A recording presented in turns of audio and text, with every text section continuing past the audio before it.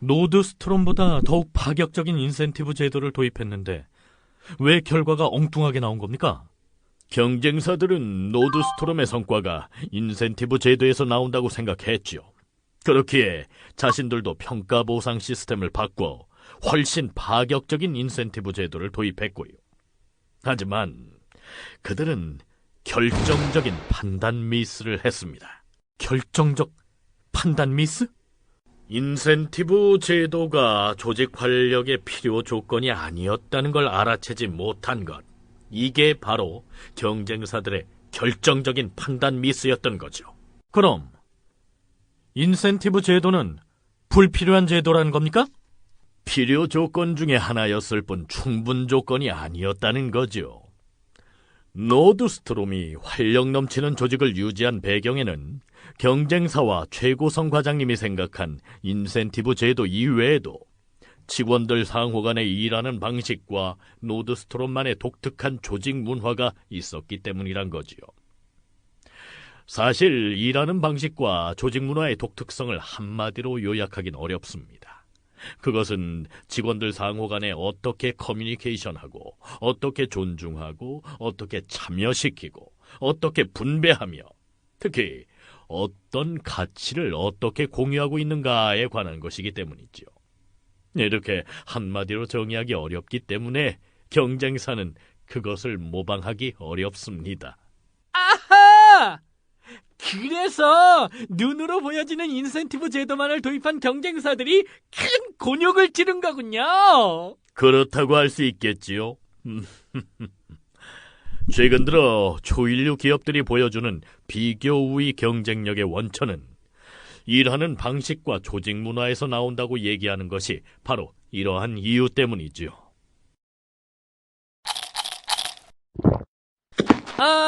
그러면 노드스트롬에 다니는 직원들을 그냥 통째로 다른 경쟁사로 옮겨놓으면 노드스트롬은 망하고 경쟁사는 잘 되겠네요.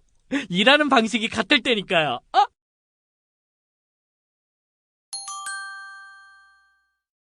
그렇지 않을 것 같은데요. 노드스트롬의 직원들이 그대로 경쟁사로 옮겨간다고 해서 곧바로 경쟁사의 판매가 늘어날 것이라고 기대하긴 힘들죠. 활성화된 조직을 원하는 경영자나 기업의 실무자들은 직원들의 의식, 사고, 행동이 변할 것을 요구합니다. 하지만 회사의 변화를 가능하게 하는 것은 직원들만의 몫은 아닙니다. 우리는 신입사원이 대단한 포부를 가지고 회사에 들어오더라도 불과 몇 년이 지나지 않아 그냥 평범한 샐러리맨으로 변해버리는 경우를 그게 바로 나예요, 나. 아휴. 반대의 경우도 얼마든지 가능하지요. 공부는 뒷전이고 매일 사고나 치고 다니던 문제아가 어느 헌신적인 선생님을 만나면서 세상이 깜짝 놀랄 만한 변화를 보여준다는 드라마틱한 이야기도 심심찮게 들을 수 있지요. 두 가지 경우는 모두 크든 작든 하나의 집합체, 즉 전체로서 조직이 변하는 것이지 결코 조직 내 구성원에게만 변화를 강요해서 조직이 활성화될 수 없다는 것을 이야기하는 것입니다. 물론 개인은 그 같은 조직 변화의 선도자가 될 수도 있으며 조직 변화에 영향받아 결과적으로 변화된 개인의 모습을 표출하는 주체가 될 수도 있습니다.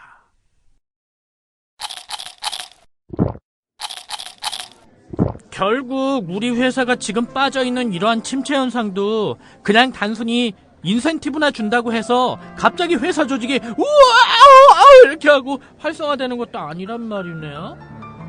이 기업의 평균 수명이 지난 수십 년간 계속 줄어들고 있습니다. 천년 만년 갈 것 같던 기업들도 하루아침에 사라지기도 하죠.